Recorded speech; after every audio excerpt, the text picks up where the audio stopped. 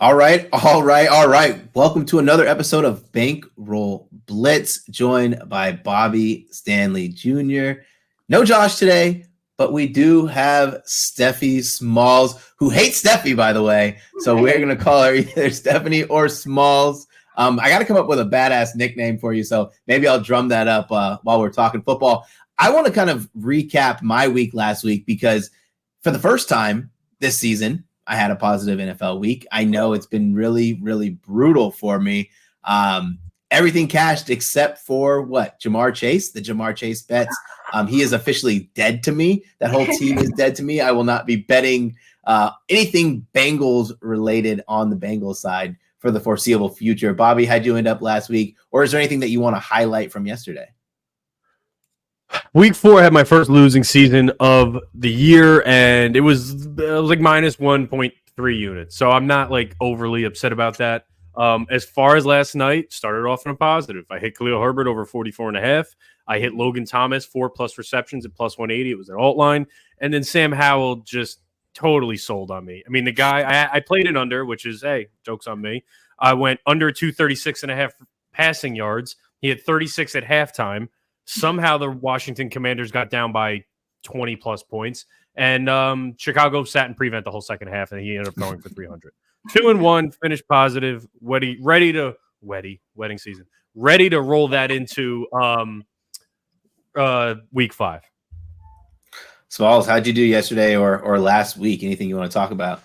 Yeah, yesterday was good. Everyone was very upset. I was telling you guys before we jumped on. Whenever the public is really angry with a picker, I know it's hitting. Like I know no way it's not hitting. So yeah, that Komet over 3.5 receptions. It was like plus 145. Nice little cash out there. And then last week, I don't know if you guys saw, I posted a video of me grittying years at the brewery, but that JJ 2 touchdowns hit, which was quite lovely. So it was a good week last week. I won't be doing any more dancing necessarily, but maybe I'm onto something. I don't know. Yeah, you might have found your niche. I think more dancing, the better. I'll kick things off. I didn't have a special teams or field goal prop last week, so I'm going to go with Will Lutz over 1.5 field goals, kicker for Denver, minus 115.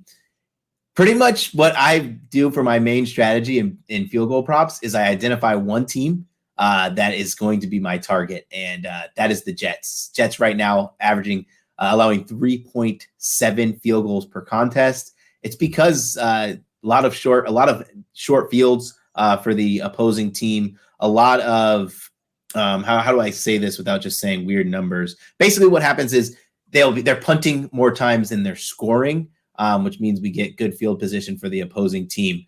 The Broncos. I don't think the Broncos are going to be a team that's going to be finishing a lot of drives, but I do think with Sean Payton, he's a good enough coach, a good enough mind to kind of allow them to get in that plus territory and in range for Will Lutz, who has a mega leg. So that's Will Lutz over 1.5 field goals. Another stat that you didn't put in there that I want to throw in. Yes. The team in the NFL that has the best opponent red zone scoring percentage, touchdowns only, New York Jets. 25% of the time they give up a touchdown in the red zone. So this is fantastic for kicker props. Love it. Yeah, go ahead and lay us your next one, Bobby. Or your first one, actually.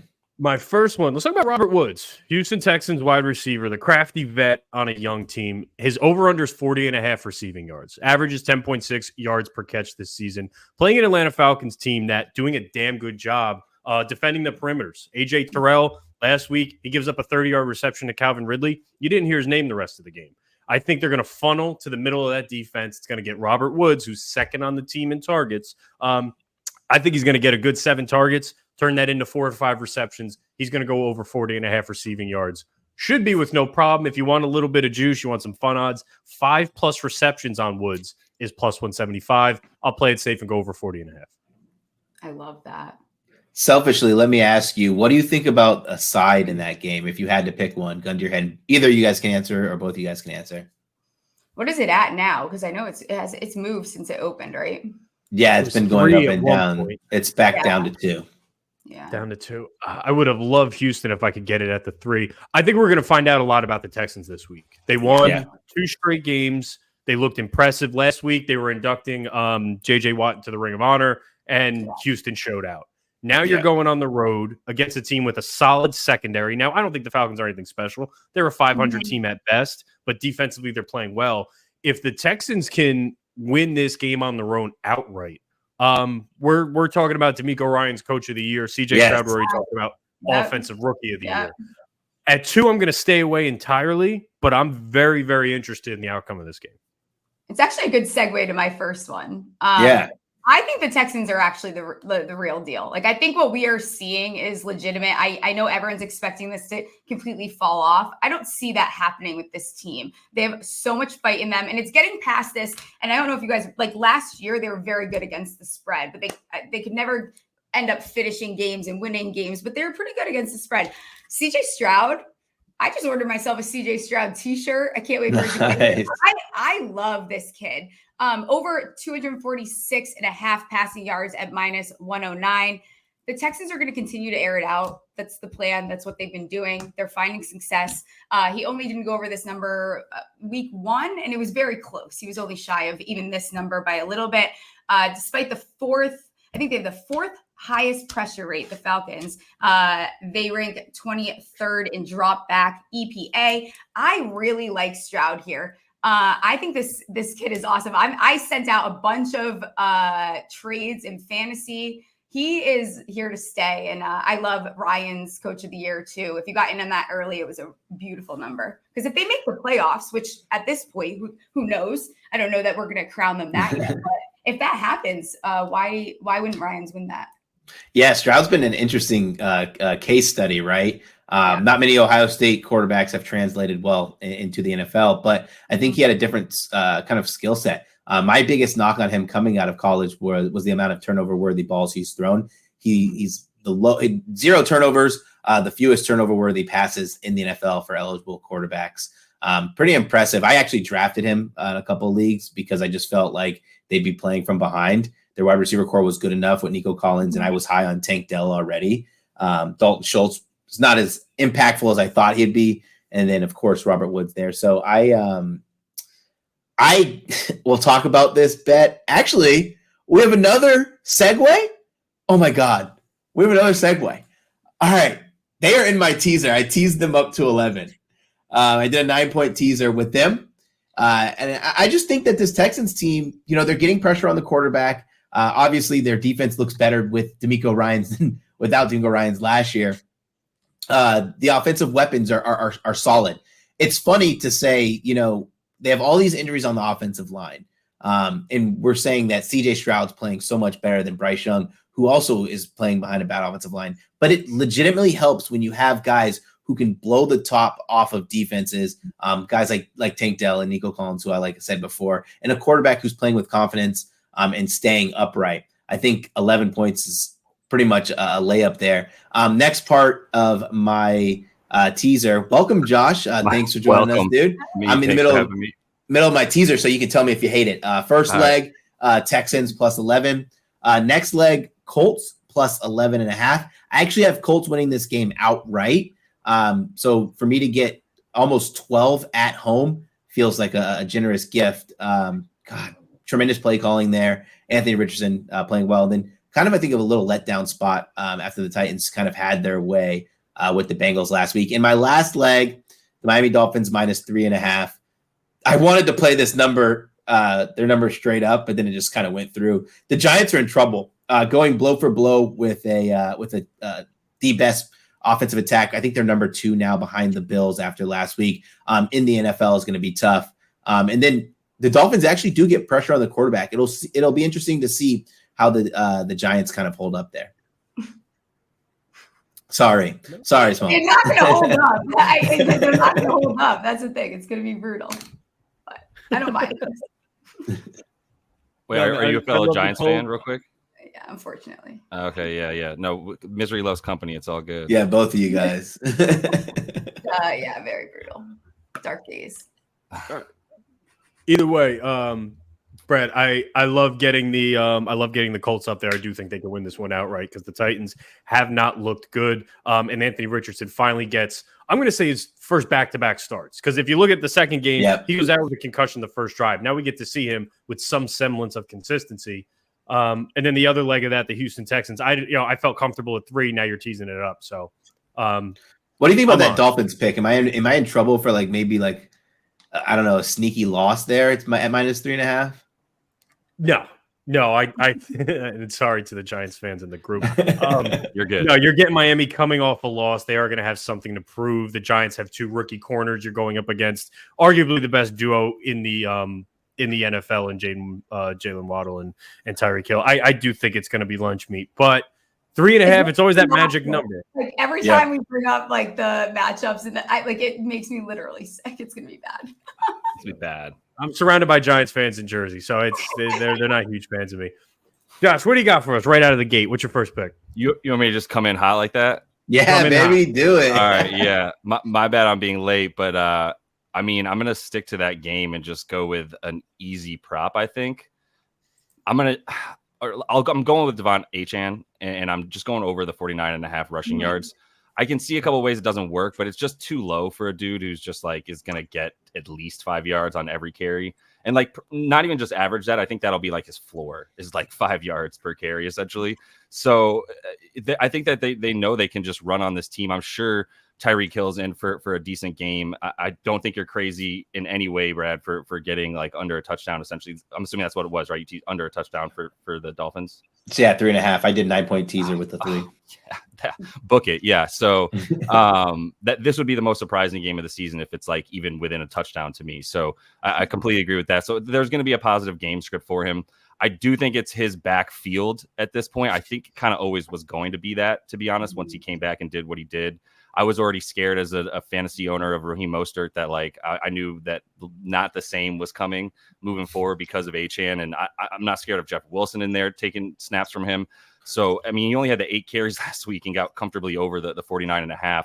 I do want to talk about his touchdown stuff because, the Giants just let you kind of walk into the end zone at will if you're an opposing running back. So that'll probably be the case here as well. But maybe I'll talk about that one a little bit later. But at least the 49.5 rushing yards. He's the 4th best fantasy running back, and he's played twice. So I have zero fears that he doesn't get over, even if the only fear would be that he does get some time eaten away because it's such a blowout by the third quarter that they don't even need him. And they're I know he's a rook, but we don't need to put him in there. That's what I'm saying. Yeah. So I don't know. What do you guys think of Achane there?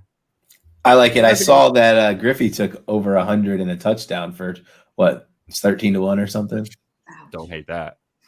I will say this while we're on the Dolphins. Tyreek Hill is approaching Christian McCaffrey odds for touchdowns. He's -160 this week on most books, -150, -175. If he scores, which we think he will, we're going to start seeing a second guy by week 6 at -200 to score a touchdown. That's where Tyreek Hill is headed. So wild. These touchdown odds have fallen off a cliff. We got to a point where Derrick Henry and Jonathan Taylor were the golden standard. And it was it took to week 9 or 10 before you saw a -190. And we got Christian McCaffrey -300 by week 4. So the books are catching on to everybody's obsession with touchdown scores. And casual bettors, not the 4 people in this room, but casual bettors are going to keep betting touchdown scores at these odds no matter what. It's dumb, people. Don't ever bet a touchdown score at -300 or -250, but we're getting there with Tyreek Hill. Yeah. It's nuts. I will pick up the ball and run with it for my second pick. It's a guy everybody's been talking about this week. If you're on him by now, you probably missed the boat, but it's Dalton Kincaid, 4+ receptions.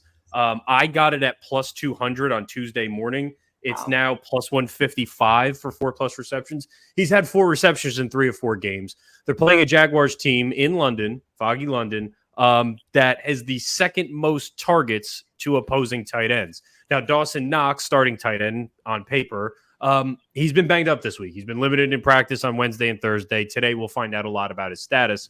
But if Dawson Knox is a no-go, we can play this Kincaid line as high as 5-6 receptions. I'm going to play it safe, even if Knox plays, and do that 4+ receptions. Again, I got it at +200. You can get it at +135. If you want to play over 2.5 and lay the 50-cent juice, I wouldn't. But I feel comfortable at 4 receptions at the plus money odds on Kincaid. I like that. I'm waiting for the Kincaid massive breakout game because he's going to have one. It's going to be he's due. Yeah, we're getting there. I felt the frustrations of watching him at times, not watching him not do anything, but watching Dawson Knox just get a ton of targets. But I think that either of them and both of them could eat, and I would ride with. I know how high you are on Kincaid. I already started riding with you when I was following that on Twitter. So shout you out there. I think it's kind of funny. 1 second, because I don't know. I was watching the two. Like, it's hard to tell two tight ends apart, right? One game, one wore red gloves, the other one wore white, and then they flipped it the next game. Damn. And it was fucking me up so bad. Good. That's so good. Yeah, no, you seen one big white tight end, you seen them all. Stephanie, what do you got for us? Yeah, I don't have a smooth segue from that, but James Conner. I got this number at 58.5. It's moved to 60.5. I would still take it. He's gonna hit this. He's averaging 5.1 yards per carry this season. This has hit 3 out of 4 games. I think the Cardinals keep it competitive. This is another team, when that win total came down to 3.5, I took the over so fast. I think that people really overreacted. Dobbs is obviously playing much better than a lot of us expected. I mean, Kyler Murray looks happier on the sidelines as they sneak out a win here or almost than he was last year. So I think they keep it competitive. -110, take the over 60.5. I'd be interested in taking some alt lines on that. And I mean, I don't need to tell everyone in this virtual room here, but the Bengals are not good. Like they have a serious issue. And this isn't like the Bengals the last 2 years where we're starting slow and then at some point we're going to get hot. Like, no, they have a serious problem. Like, they are not a good football team right now. Especially against the run. The offensive line for Cincinnati is ugly. And I think that's part of the reason why Joe Burrow looks uncomfortable. Yeah. I'm on. I gave this out in my PicksWise article. I got it at the 58.5. One stat that really plays into this game, and I think that bodes well for Connor. I love reading opponent rushing downs first game. Opponent rushing first down. Sorry about that. First down. There you go. If you're giving up first downs on the ground, it's a backbreaker. Yeah. In a game. Yeah. Whether that be first down, second down, third down, if you're getting beat in the trenches on the ground, it's huge. Yeah. The Cincinnati Bengals ranked 27th overall in that stat and 25th overall in opposing rushing attempts per game. Like you said, Stephanie, this is prime James Conner, and if you got it early, you got it under 60. Oh yeah. Yep. Josh, catch up and give us another pick. Do I owe you a couple, or where am I at? We each have given it 2 picks. Okay, dude, I'm all over touchdowns this week because I just have a bunch of them. I know we're still going to put our parlay together. I feel like I have so many to choose from, to be honest, because I still there's still plus money, for instance, on certain guys to get touchdowns that I think are somewhat lockable. One of those would be Bijan. He's still at plus 115 on DraftKings to get a tutty. We're talking about the Houston Texans rush defense. It hasn't changed much over the last 2 to 3 seasons, other than last season it was historically bad. Other than that, it's just been very bad, bottom of the league, and it's a little bit better this year in terms of yards. I still think Bijan's a good candidate for over I think it's up to 72.5 in most places for his rushing yards. I still think it's good. It's his backfield now. That would be the fear with taking him touchdowns earlier in the season. His TTD stuff was getting vultured by Algier, and that's not the case anymore. Algier went from 54% of the snap counts week 1. Every single week it's dropped, and last week it was at 27%. Obviously, in passing downs, you've got Bijan, which they're also passing somewhat inside of the 10, which is kind of troublesome. Maybe they're like, well, this is the only place Desmond Ridder can complete a pass is within 10 yards, so might as well start using him here, I guess. But no, just give the ball to Bijan, which he started getting those red zone touches back. They were a little bit lopsided. Now he's back to up to 8 on the season, which is 1 less than Algier after he was down a bunch. So he caught up there. And like I said, this Houston Texans defense, especially around the goal line, they've allowed was tied for the most. I think the Redskins let them through. Excuse me, the Commanders. Jesus. No. Dollar in the swear jar. We'll edit that in post. Edit that in post, somebody. You've been canceled. Thank you for joining us. Did I say the racial slurs? I meant the Commanders. Got me messed up. Bijan for a touchdown. That's my pick. I'm out. I want Bijan to run for 200 yards. As someone who put their name on an article in a magazine at Bijan having the most rushing yards, no one cares if you're close. They only care if you win. I don't want to be talked about like a dog on the internet.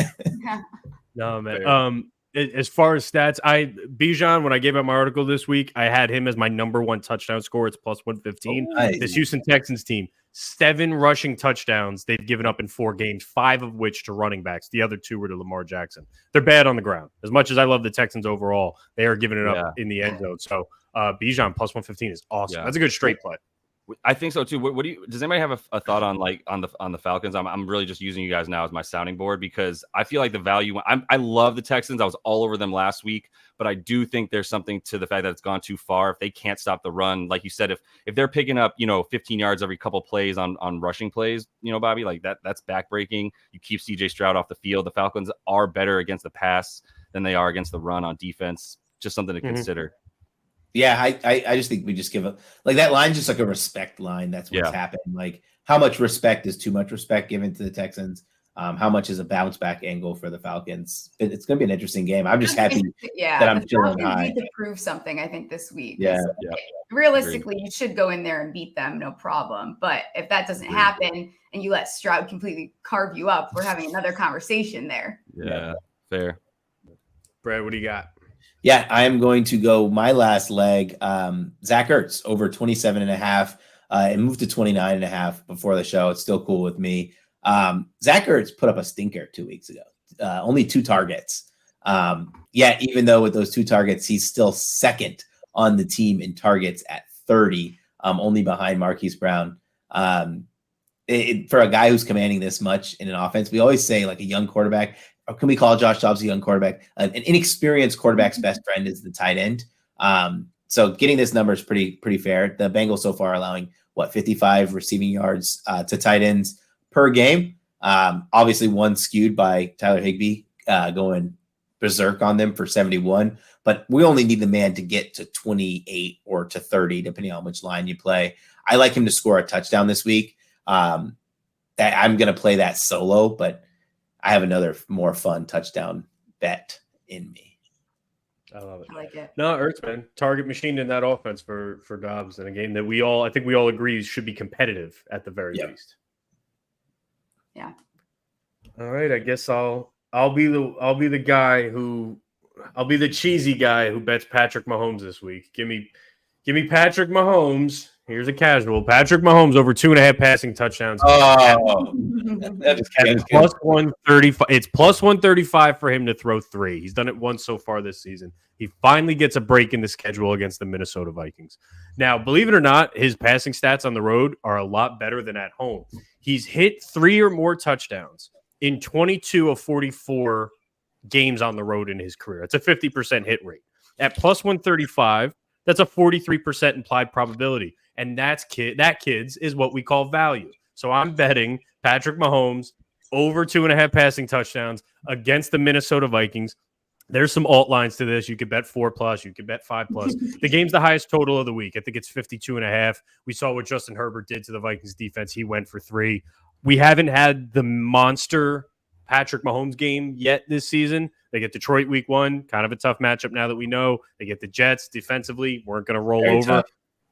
Give me Mahomes. I don't care what his band of characters are on that team. He's going to throw for 3 touchdowns at plus 135. Yeah, I like it. It's plus money. I like the over in that game. I didn't bet it yet. I would rather bet player props. I'm surprised you didn't say anything about Justin Watson after only getting 1 target last game. He should have been over. I don't even know what his number is this week, but I'm going to play that as well. Oh yeah, there's a Justin Watson game coming. It's by the end coming. of the year. There's going to be a game where he has like 7 receptions, 95 yards, and 2 touchdowns. And it's like, I bet him every week. I have to bet him this week. So I always Calvin Ridley and Justin Watson are 2 guys I just can't quit. You're going to need to go to like the Calvin Ridley recovery meeting. The Betty Ford clinic for Calvin Ridley. Yeah, exactly. He owes me an autographed jersey for how much I've hyped this guy through the first 4 weeks. We're going to wean you off, man. Ridley's getting a break. Justin Watson is not. But Stephanie, close us out with your third pick.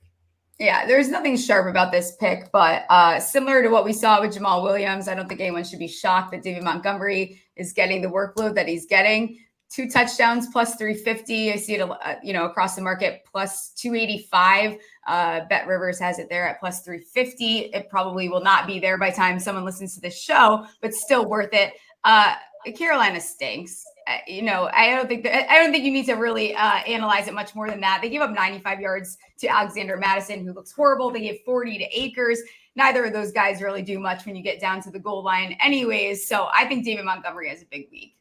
Yep. I'm with you on that. I was gonna roll with Montgomery too. I had a couple of things in there. You don't have to overthink it.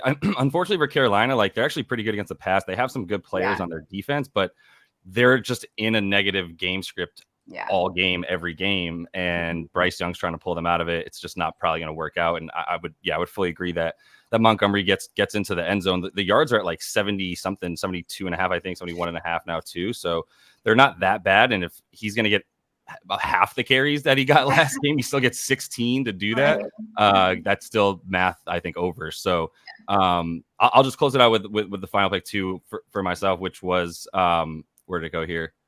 Breece Lightning. I think Breece Hall is a good pick now. I mean, I don't think we have to overthink this either. They're playing the Broncos. I think we know what that means. He's not on a pitch count anymore, by the way, right? Pitch count. He's good to go.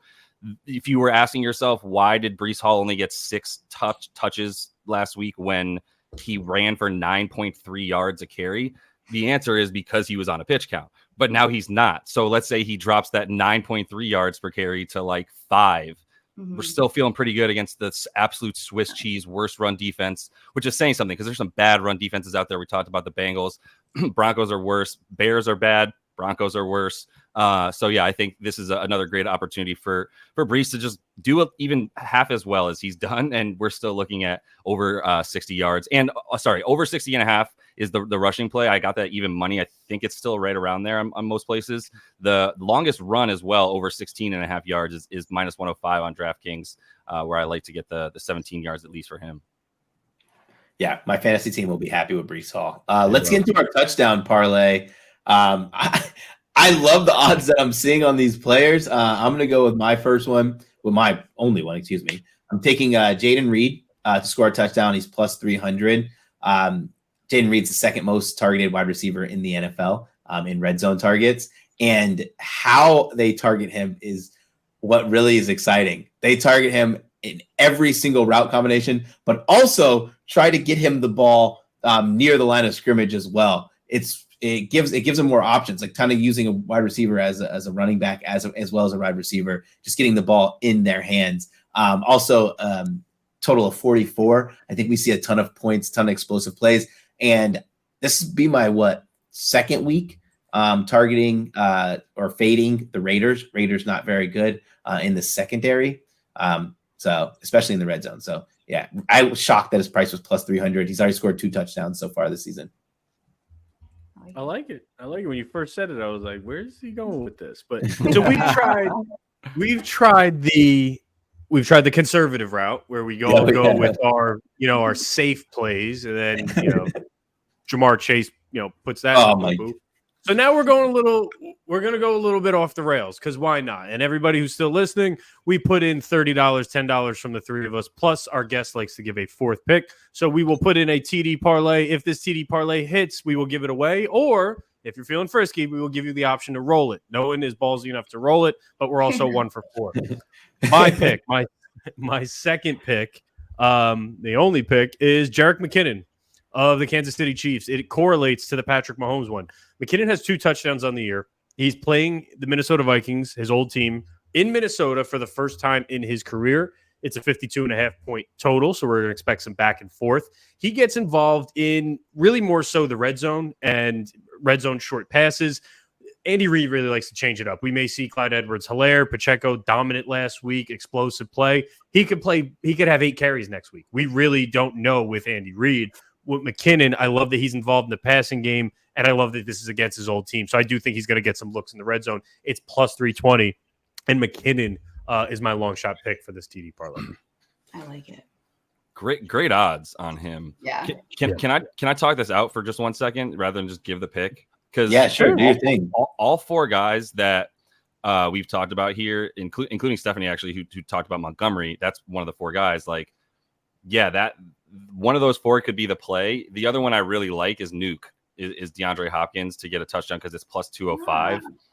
And I think it's a pretty good bet against the Colts. I mean, I still believe in Hopkins, not to the degree of like top 5 at his position, but enough where like he's the best target for Tannehill in the red zone, where I think they'll be able to get against this Colts defense that in the last couple of weeks has really come back down to earth after being completely nasty the first 2 weeks, predicated entirely on Buckner getting in, and then it got hurt. The defense got hurt. Shaq Leonard got hurt, and Buckner got hurt, and boom, there you go. That's why they've actually been worse the last couple of weeks, especially against the pass, where they've already been pretty bad. We're still, and with Hopkins, it's like I said, he's the biggest, best, and kind of only target. He's 8th in target rate on the season. He's top 10 in red zone targets, and has actually dropped a tough catch in the end zone last week. But I think against this Colts defense, where like Tannehill's actually played really well whenever he's played against the Colts, especially since he came to the division, has had more than 2 touchdown passes against them, I believe 60% of the time here, with a really nice TD to interception ratio. So it's not the same Tannehill, but I think Nuke is clearly the guy that he's going to. He's also good for the 50.5 receptions, but as long as we're staying above 2-1 on our odds for these to like go long shot with it, I think I got to go with him because the rest of the guys are all right around even money. I like it. That works for me. All right, thanks for letting me talk it out. Yeah, you sold me. Shoot. All right, Smalls, what you got for us? All right, so made it easy. Looked at the guys that have the most targets without a touchdown. Left us with Chase, not doing it. Olave, Ertz, Thomas, and then who I am taking, Zay Flowers, plus 200. I think that we've seen the Steelers be susceptible to guys like this this year. So making it really easy. He's due. A lot of targets, no touchdown. It happens this week. I love it. So I'll go through those one more time. We have Jaden Reed, Jerick McKinnon, DeAndre Hopkins, Zay Flowers. And again, a reminder to follow us and retweet the link when we drop it out. That's how you win. Will, the Alabama guy, Roll Tide, won week 1. So you could just say Roll Tide. You might have a little bit of extra luck. But guys, listen, as always, this is fun. Smalls, thanks for joining the show. We really appreciate it. If you're watching on YouTube, make sure you like the podcast, rate and subscribe, everything, all the good stuff. We can really use your help. We appreciate it. Take care, guys.